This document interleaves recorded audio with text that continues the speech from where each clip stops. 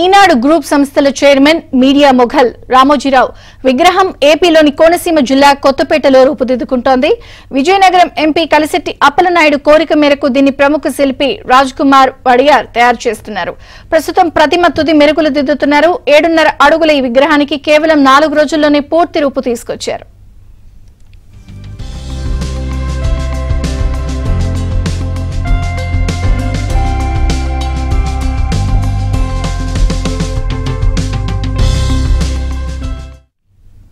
తాజాగా అప్పలనాయుడు విగ్రహాన్ని పరిశీలించారు. విగ్రహాన్ని ఈనాడు పత్రిక స్థాపించిన విశాఖపట్నంలో ప్రతిష్ఠిస్తామని విజయనగరం ఎంపీ కలిశెట్టి అప్పలనాయుడు తెలిపారు.